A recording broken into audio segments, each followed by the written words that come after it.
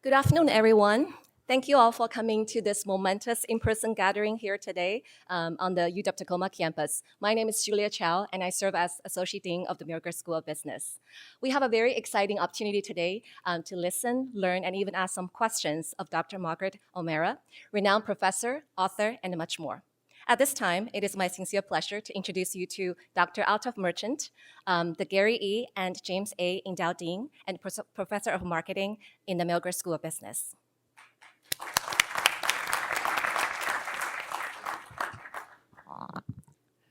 Thank you very much, Juliet. A hearty welcome to you all, and a special welcome to Dr. OMara for coming in today. You know, every quarter we have a distinguished speaker who comes down, and we were thinking about whom to call as a speaker in spring. And one of our community leaders said, Altaf, why not Dr. OMara? And I said, what a wonderful idea. And I started doing research on her, and I said, wow, why did we not think of it earlier? Right? So that's how this whole idea came into play. And I'd like to give a particular thanks to Bill Driscoll and Dennis Joyce from Tacoma Venture Fund for being our partners and our sponsors for today. So Professor OMara serves as the Howard and Francis Keller Professor of History at the University of Washington at the Seattle campus. She is the author of books with subjects ranging from US political history to high-tech economic growth and the formulas that have fostered this kind of growth. Her opinion pieces have been featured many times over in some of the most finest periodicals that we know. So today she's going to talk about her book, The Code. It is listed as one of New York Magazine's best reads on Silicon Valley and illustrates the true behind-the-scenes history of the people who built the Silicon Valley and shaped big-time America. Today, she will discuss this subject and how environmental factors triggered innovation, creativity, and the Silicon Valley. And the reason why this topic is so particularly exciting is that if you see there's a tech boom in the Seattle area, so what are the lessons for us in the South Sound? How can we create our own corridor of a tech boom, right? And broadly, in fact, I was having a conversation with Professor, and we were talking about entrepreneurship and how can that feed into broader entrepreneurship. So there's a lot of learning for us, and I'm really excited to listen to your speech. And it's my delight to introduce you to University of Washington's very own Dr. Margaret OMara.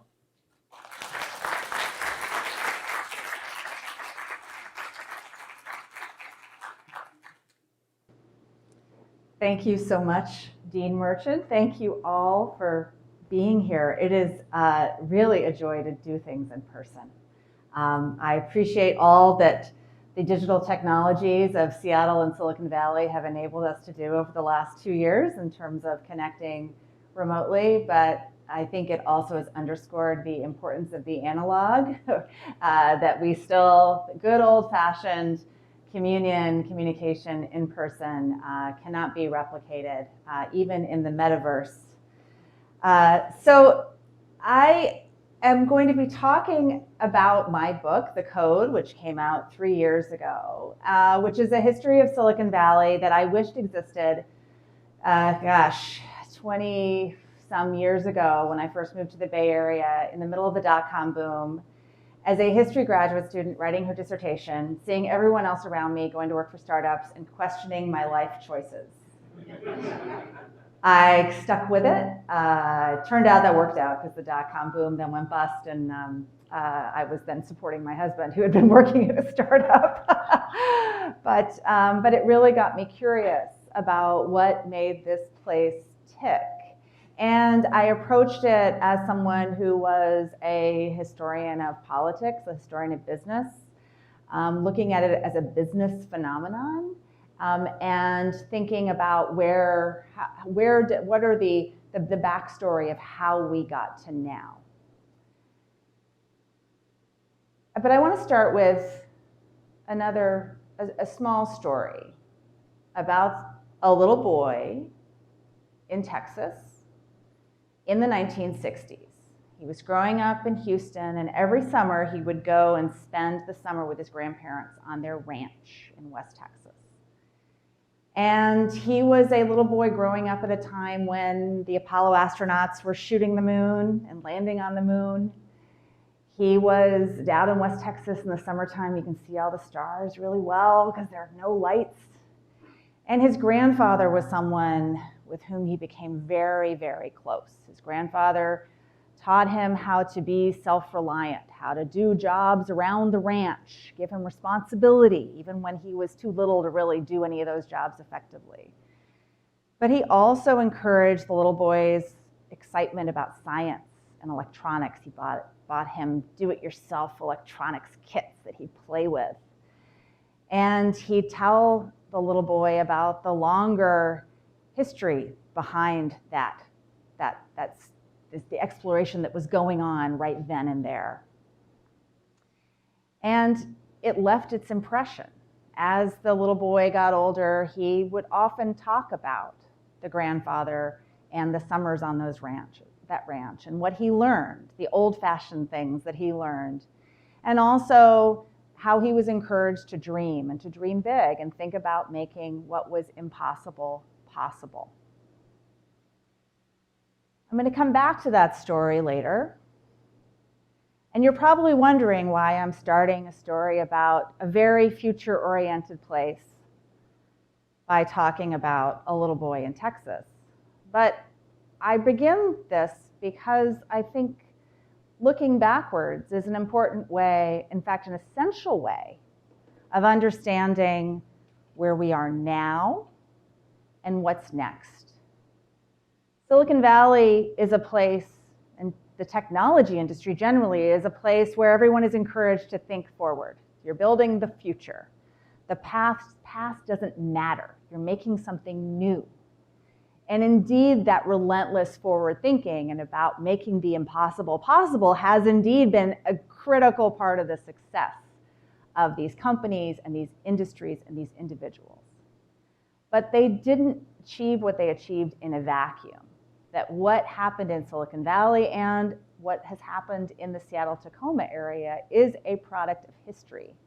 We can never quite escape it, but we also are shaped by it. And the history of Silicon Valley is longer than you think, broader than you think, and involves more people than you might imagine. If you go back 100 years, I don't think many people were betting that this place was going to be the capital of the high-tech world. High-tech then was what it was were things like the Wright brothers and their airplanes in Dayton, Ohio, National Cash Register in Dayton, Ohio, Detroit, the Detroit automakers. Detroit, the Silicon Valley of the 1920s, most innovative, prosperous place in the world, reinventing the process of production and marketing, reinventing the notion of what business did and what it could do. The Santa Clara Valley, meanwhile, no one was calling it Silicon anything, was known for fruit production. Its biggest claim to fame was that it was the nation's capital of prunes. A lot of prunes. And really, compared to other vital cities on the West Coast at the same time, it was not all that much. So what happened?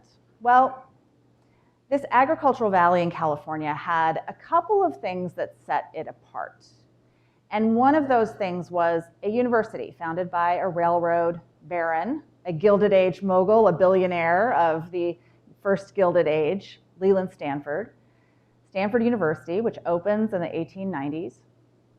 And by the middle part of the 20th century is pretty good. It's pretty good. Not great. It's fine, but they have a good engineering school. And they and some of their graduates stick around, and they move into old, disused prune drying sheds and start companies. And because the Bay Area, like the rest of the Pacific West, was far away, communications technologies were something that this part of the world really focused on. How do you connect people by long-distance communication? So telephone, telegraph, these innovations in radio frequencies and radio communication were something that the Bay Area started specializing in the first decades of the 20th century. But before we start saying, aha, of course, it was inevitable all along, nothing is inevitable. And look, if you could look all around the country at that moment, and you could find industrious young men in warehouses and garages tinkering with things. It was an era of invention and entrepreneurship and people trying to build new companies around new technologies, just as they are now. There was not anything particularly kind of marking the Santa Clara Valley and Palo Alto and the other towns for this is going to be something exceptional. The real turning point, the hinge, comes in the 1940s with the Second World War. It's a phenomenon that we're familiar with in this region too, right? That here in the Seattle-Tacoma region, thousands of jobs, thousands of new residents, extraordinary wartime boom around aerospace and shipbuilding. In the shipyards of Tacoma and Seattle, tens of thousands of workers were busy at work. Over 800 ships rolled off out of the shipyards in the span of the active years of the war. And the similar thing happens in the Bay Area, across the Bay Area. And in the South Bay, the Santa Clara Valley, which is flat, sunny, there already were some military installations, aviation facilities that then grew larger during the war and established a military presence that, like here, contracted a bit when the war ended. But then, a few years later, when the Cold War started ramping up, came back in a big way. California, just like Washington State, received a huge amount of federal funding, of military funding. There's an immense amount of military activity going on here during the Cold War, starting in the early 1950s. And while up here in Seattle, in Tacoma, we were building big things like ships and airplanes. Same goes in LA, building big things. Down in the South Bay, they started specializing really early in building small things.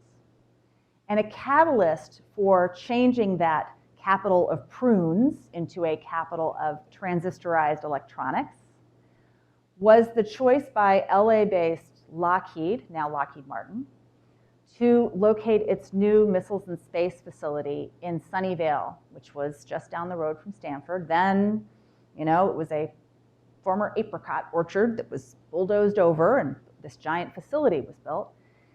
Lockheed Missile and Space was the biggest employer in Silicon Valley through the end of the 1980s, for the duration of the Cold War.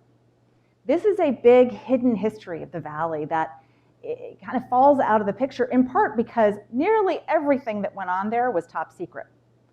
So if you were working there, you could not go home and sit at the dinner table and be like, hey, honey, guess what I did today? You're like, oh, you had to be, it was all classified. Much less appear on the cover of a magazine about, here's entrepreneurial genius.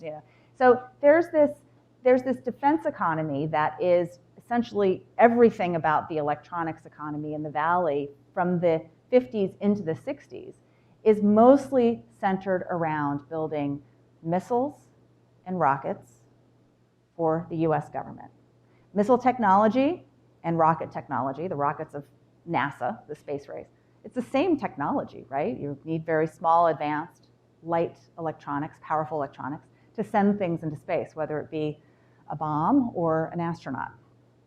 So very quickly, this unlikely place becomes a hub of very, very specialized, advanced electronics, building small things, small electronics, and also building on its prior expertise, communications devices, radar, microwave. Turns out, building small things that can fit on a desktop or in your pocket, and communications devices that allow those devices to talk to one another. That turns out to be the building blocks of the commercial high-tech revolution to come. Another secret ingredient and a catalyst, and this is a really important part of the story because it's about a university, But it also is about a really important dynamic of regional economic development that transcends space and time. We see this again and again in places across geographies, across eras, which is, it isn't just that history happens to a place. Look, California got ridiculously lucky, just like the Seattle Tacoma area. A lot of money was coming its way from all this federal spending, not really because of anything that happened on the ground. But what local actors did, what local leaders did, leaders of institutions, leaders of businesses, leaders of government did, is they met that opportunity. And this is what happens at Stanford. And Stanford does something that, mind you, the University of Washington and none of the University of Washington campuses can do because we are a public university. But Stanford does what a private university can do, which is that this guy who's kind of facing away from the camera, Fred Terman, the other two names, Dave Packard and Bill Hewlett, might be familiar to you. Hewlett-Packard, HP. Two former graduate students of this guy, Fred Terman, who was a professor of engineering, a dean of engineering, and then provost of Stanford, and who very early on realized that there is going to be a lot of money that's about to be spent on academic science and engineering because of this, the Cold War, the government prioritizing these new technologies in the fight, the competition with the Soviets to compete in science and technology. And that Stanford needed to be ready for it. And so Terman and other Stanford administrators essentially remake the entire university. They build up physics. They build up electronics labs. They build up entirely new programs around transistorized electronics that don't really exist anywhere else. They partner with industry in a way that made all the humanities professors just scream in horror. When I was researching this in my first book, my dissertation that became my first book, which talked a lot about Stanford, and going in the archives and just reading the faculty senate, kind of being like, I can't believe they're doing this to us. Anyway, maybe not the way that every university would want to do it, but it turns out that that was exactly the way for Stanford to become what it did. To become the perfect Cold War university, become this partner, and not just, it isn't about producing technology. Yes, sure, there's spin-off technologies that commercialized, that started in Stanford labs, but really it's about people. It's about the Hewletts and the Packards. It's about this Larry Page and Sergey Brin. It's about everyone in between and everyone after. It's producing people. So all of this new business, this new defense business, the growth of the defense industry, brings people in. And the other regional advantage that at the time the Valley had was that it was ready for mass suburbanization and did it in earnest. All of these families are moving from other parts of the country, from other parts of the Bay Area, from other parts of California to this place. And communities are sprouting up almost overnight. And in the 1950s, this is the heyday of mass urbanization. There are all of these policy incentives, market incentives, cultural conditions, demographic conditions encouraging this. And it should be noted, as is seen in this photograph, that this was an opportunity to suburbanize that was enjoyed by people who identified as and were identified as white. So the first high-tech companies in the Valley were from mostly like Lockheed based somewhere else. By the end of the 50s, enough is happening that startups start up.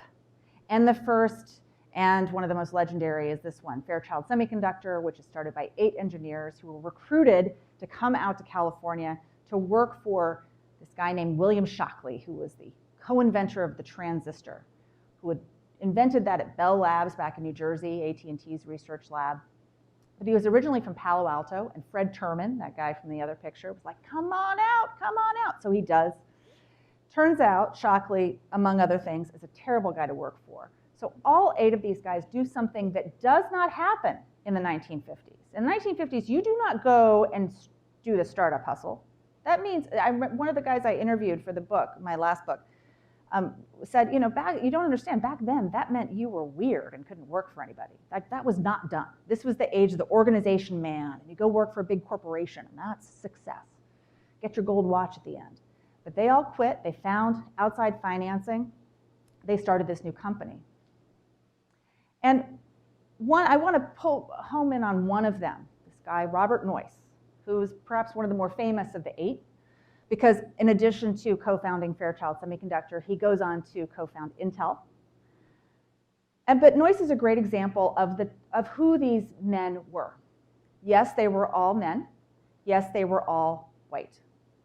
They were, in the 1950s, the path of becoming an engineer that was mostly open to men like them. But Noyce was not the typical startup entrepreneur or business leader. He is the third son of a small town Iowa minister. He goes to Grinnell College. He has a really good professor who turns him on to these brand new technologies called transistors. And then he gets a scholarship to MIT. He's a really sharp guy. His friends called him Rapid Robert because he picked up things so quickly. But he, like almost all of these men, are coming to California because they don't have money, they don't have connections, they don't have a father who's a partner in a Wall Street firm. They don't have a way to get into one of those organization man jobs. And so they come out and they try their luck and build something new. So Silicon Valley was indeed a place where someone could come from pretty modest means and go far. That's not the case so much in tech anymore, and that's important to acknowledge. All of the help that back in the 50s, people like Robert Noyce got along the way, from mentors, from scholarships, from an economy that was just flooding the zone with jobs for people like him. Speaking of flooding the zone, Silicon Valley really takes off, and these silicon startups, these startups like Fairchild making silicon semiconductors take off when John Kennedy says, we shall reach the moon by the end of the 1960s. And the Apollo program becomes a major customer for this new cluster of semiconductor firms that grow in the Valley and really become the great-grandfathers of the Valley firms that we see today. Literally, a lot of the people in the semiconductor industry go on to co-found or become partners in the leading venture capital firms. They go on to fund entrepreneurs in the personal computer industry that then in turn, the dot-com startups, then in turn, Web 2 startups, and on and on. And by the time we get to the 1970s, and companies like Intel, which is founded in 1968, are no longer doing much business with the government, that microchips have become a commercial industry. What all of that flooding the zone with contracts from NASA and other government agencies had done is it had driven down the price of transistors as they're becoming more powerful. And so here are three of the earliest employees and leaders of Intel. We have Noyce in the middle. We have Gordon Moore, the guy he's Moore's Law. He's the one who predicted that transistors on a chip would double every year. We've now outpaced that, but anyway, for a long time, that was the governing law. And this other person is Andy Grove. Andy Grove is another important figure in understanding what the magic of Silicon Valley is, the secret of Silicon Valley, which is people who are not from the United States. Andy Grove is also important to pull out in that when he came to the United States, he didn't come with a PhD in engineering. He didn't come with a long resume of technical accomplishment. He came as a refugee from Hungary, communist Hungary in 1956, 20 years old, really thick Coke bottle glasses, speaking about somewhere between 8 and 10 words of English, didn't have a college degree. I'm sure whoever processed him at the border, some immigration agent was like, well, this is gonna be all right, humanitarian effort, but that's not gonna amount to much. He goes to City College of New York for free, gets his college degree, goes to Berkeley for about $50 a semester, sorry guys. And that's what it cost then. And gets his PhD in about under 3 years, because he's like Robert Noyce, rapid. And then he goes on to become the third employee at Intel. And then he goes on to be the CEO of Intel. He's this legendary business leader who continues to inspire and mentor. His business practices have, for good or for ill, This is a guy who wrote a business book called Only the Paranoid Survive, so that tells you a lot about Silicon Valley, is this iconic business leader, and he came in as a refugee. So this is part of the magic. Now I've been showing a lot of, I've been showing you maybe companies you've heard of or people you know. But one of the questions I have gotten a lot, because I write about Silicon Valley and I identify as female. People are like, oh, tell me about women in Silicon Valley. And I'm like, well, my answer is they've always been there, many, many, many of them. But they often are not the ones that get the books written about them or the movies or in many times didn't get the financial upside. And one case of this is this woman, Ann Hardy, who I write about in my book, who was the designer of the operating system for another Silicon Valley startup, Timeshare, which was kind of the internet before the internet, computer time sharing, where you had these giant mainframe computers that had more capacity than any single user could use. So Timeshare was creating a network where remote users could tap into these big mainframes and get the computer power and do batch processing that way. And she wrote the operating system for this entire network, a really significant technical job. She's had a long and quite successful career. She did not become a millionaire or a billionaire. She's not someone that made the cover of any magazines. And she did indeed have to battle an extraordinarily sexist culture at every turn. Even as an executive, she had to fight to get paid fairly. Even as an executive, she had to fight to be included on corporate retreats because as the person organizing it ill-advisedly told her, well, we don't really want you to come because then everyone will have to invite their wives and people like to, step out. So anyway, she had lots of those stories she told me. But women have been part of the story all along as technical people, as programmers, as creators, as builders, as entrepreneurs. They just often aren't written about and celebrated as often. So the growth of computer technology inspires a younger generation, gives access to a younger generation. The networks like Timeshare enabled teenagers Paul Allen and Bill Gates in the Lakeside School in North Seattle to access a mainframe at the University of Washington Seattle campus. Same technology here that's being used and turning them on to computing.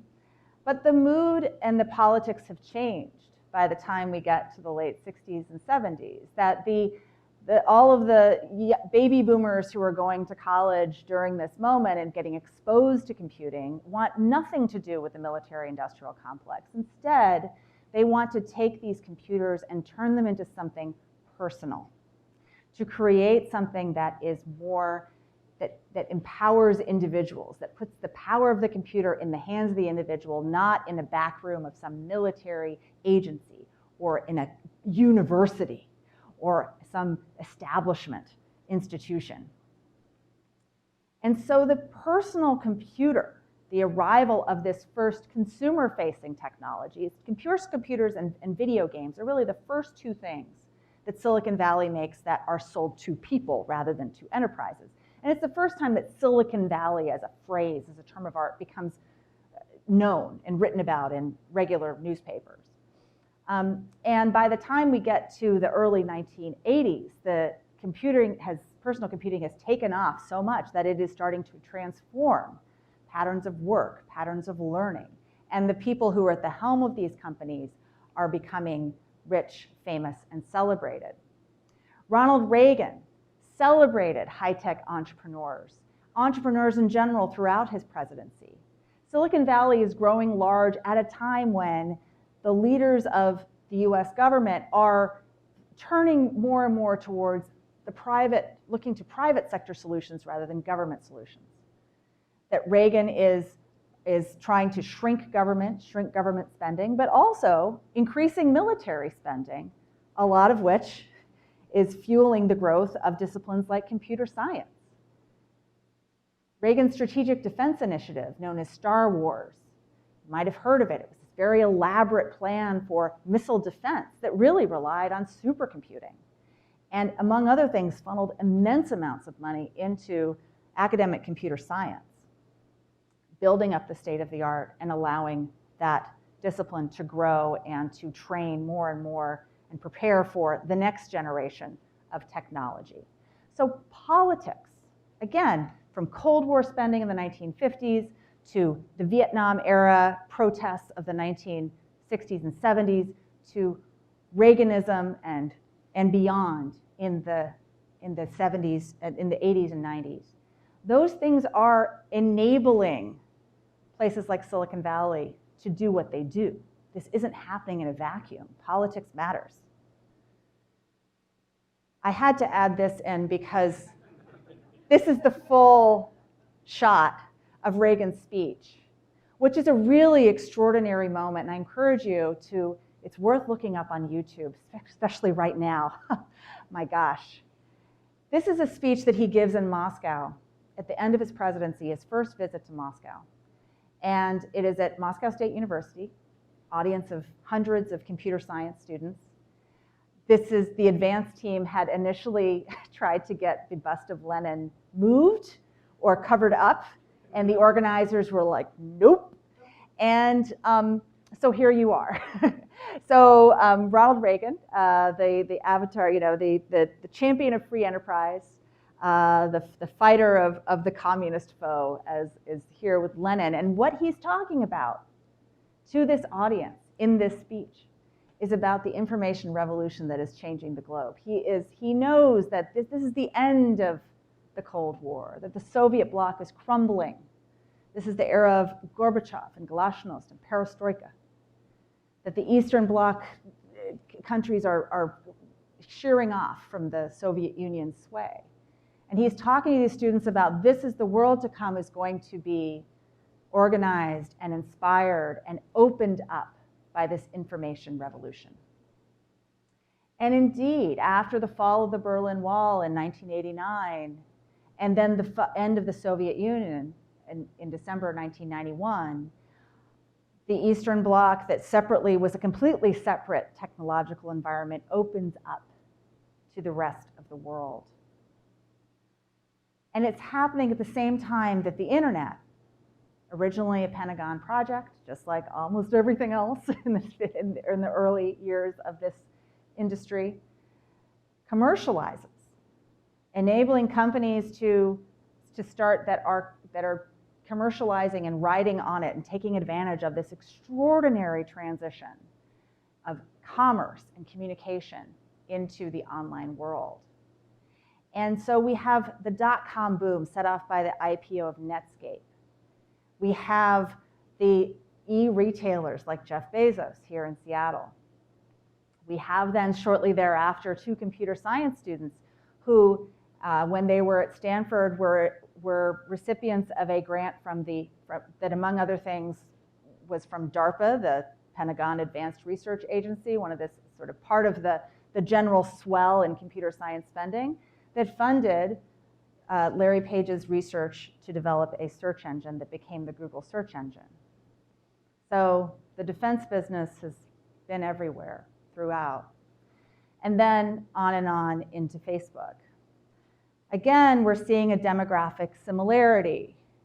And this is, again, where generations matter. This is a graphic. It's a really cool graphic that the team at the New York Times opinion page put together that accompanied an op-ed I wrote several years ago that was looking at the IPOs and where the money came from and then where the money came from that made those people rich and on and on and on, and basically traces the entire lineage back to Shockley Semiconductor and to Fairchild Semiconductor and these companies of the 50s. Generational connectivity, that is part of the secret of Silicon Valley. It is also part of its Achilles heel.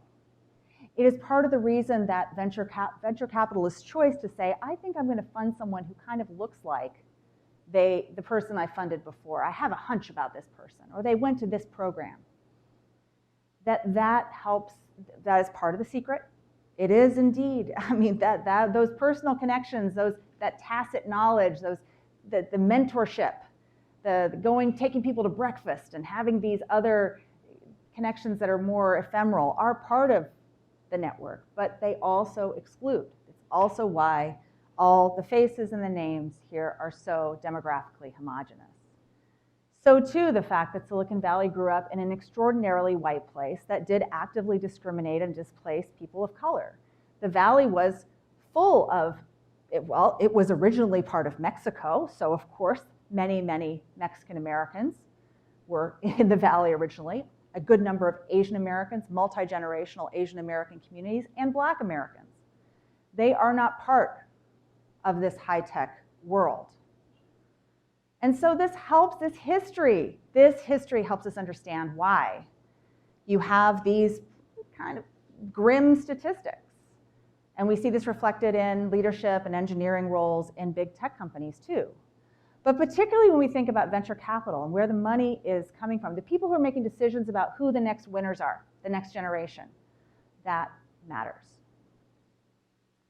So what is the secret of Silicon Valley? What is the secret of Seattle? What is the secret of any of these places of innovation? It's about resources, governmental and otherwise. It's about institutions, including universities. It's about networks that work to bring people up who didn't have a chance before, but also can perpetuate exclusion, intentionally or unintentionally. And it's about generations, it's about time. This last piece is why I do not have a multi-million-dollar consulting career, because I go around the world telling people, what's gonna take a long time for you to do this? When they're just like, how do I build a Silicon Valley tomorrow? Like, no, it's not gonna happen, but it takes time. So this little boy in Texas grows up, he goes to Princeton, he majors in computer science, he remains fascinated with space. He doesn't want to necessarily go to space, just that. He wants to build businesses that have to do with the future. He goes to work on Wall Street in the late 80s and early 90s, and he realizes the next big thing is going to be the internet, selling things on the internet. So what's the first thing? But no one's buying anything on the internet. What could you sell on the internet that people would buy and not be scared about? How about a book? Maybe I'll sell books on the internet. And though, yes, this little boy is Jeff Bezos, but who's Lawrence Preston Guise? Lawrence Preston Guise was the first deputy director of the Advanced Research Projects Agency, DARPA, the Pentagon's Advanced Research Agency. He then goes on to be the director of the Western region of the Atomic Energy Commission. He was a lifelong part of the military-industrial complex. He understood this history. He told his grandson about this history. And he kept his grandson dreaming. History means business. Take it seriously, understand it, because it's going to help you go where you want to go next. Thanks so much.